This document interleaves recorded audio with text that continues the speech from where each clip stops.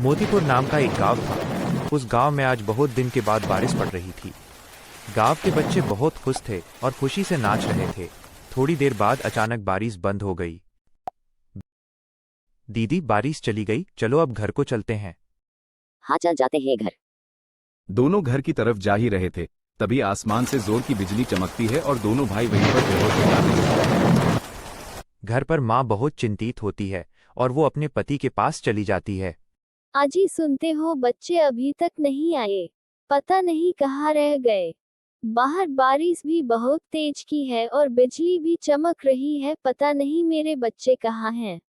आप जरा देख आए ना। अरे तुम चिंता मत करो, अपने दोस्त के घर रुके होंगे, मैं जाके देखता हूँ।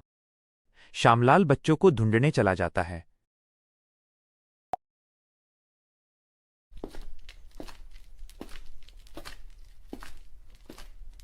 अरे हरिया, मेरे बच्चों को कहीं देखा क्या? पता नहीं इतनी बारिश में कहाँ फंस गए। अरे श्यामलाल, चिंता मत कर, मिल जाएंगे तेरे बच्चे। चल दोनों मिलकर ढूंढते हैं।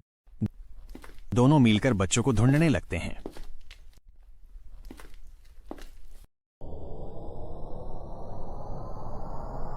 विमला, तुमने कहीं मेरे बच्चों को देखा क्या? नहीं भाई साहब, नहीं देखा। अच्छा ठीक है। दोनों बच्चों को ढूंढते ढूंढते जंगल की ओर जाते हैं। अरे न जाने ये लड़के कहाँ गए, पूरे गांव में भी नहीं दिखे। अब तो सिर्फ जंगल ही है देखने लायक। हाँ, जंगल में ही फंसे होंगे लगता है। थोड़ी देर चलते चलते उनको बच्चे पेड़ के नीचे बेहोश पड़े मिलते हैं। देखो यहाँ है बच्चे। अरे बच्चों उठो, क्या हुआ तुमको? उठो बच्चों। लगता है इनके ऊपर बिजली गिरी है।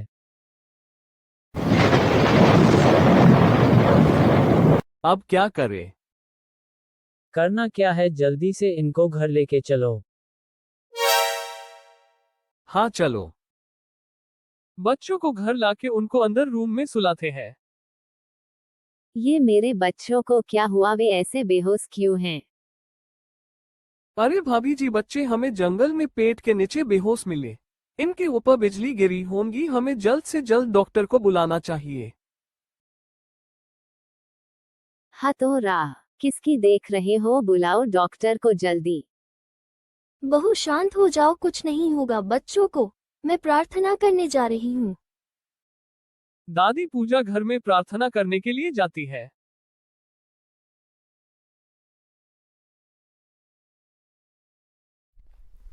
डॉक्टर को बुलाने जाते हैं।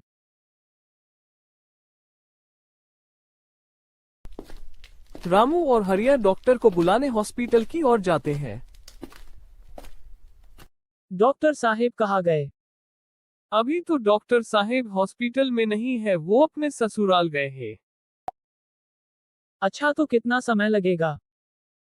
कुछ बता नहीं सकते। आप एक काम करो, अपना पुलिस स्टेशन जाओ और इंस्पेक्टर सर को अपने साथ लेकर जाओ, वो डॉक्टर भी है। अब तो सिर्फ वही तुम्हारे बच्चों का इलाज कर सकते हैं। ठीक है, हम उनके पास जा रहे हैं।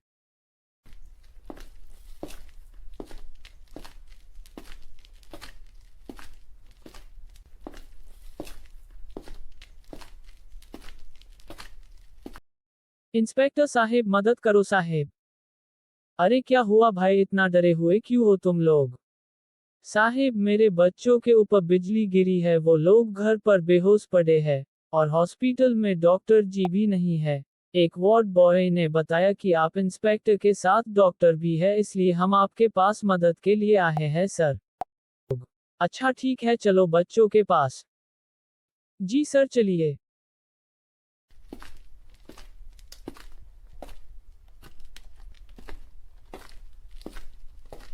इंस्पेक्टर साहेब बच्चों का इलाज कर देते हैं और कहते हैं कि ऐसे बारिश के टाइम बच्चों की देखभाल करनी चाहिए। अब मैं सही टाइम पर नहीं आता तो न जाने बच्चों को क्या होता। हाँ इंस्पेक्टर साहेब, अब से मैं पूरा ध्यान रखूंगी। ठीक है, अब मैं निकलता हूँ। चलो भाभी जी, मैं निकलता हूँ, मुझे भी बाहर काम है। अरे हरिया भाई, थोड़ी देर रुक जाओ। भाभी रूम में जाती है और हरिया के लिए कुछ लेकर आती है।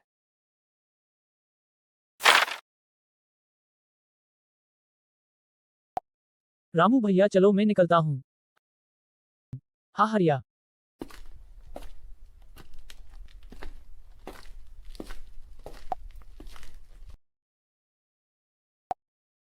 अब से माँ और पिता बच्चों के ऊपर ध्यान रखते हैं।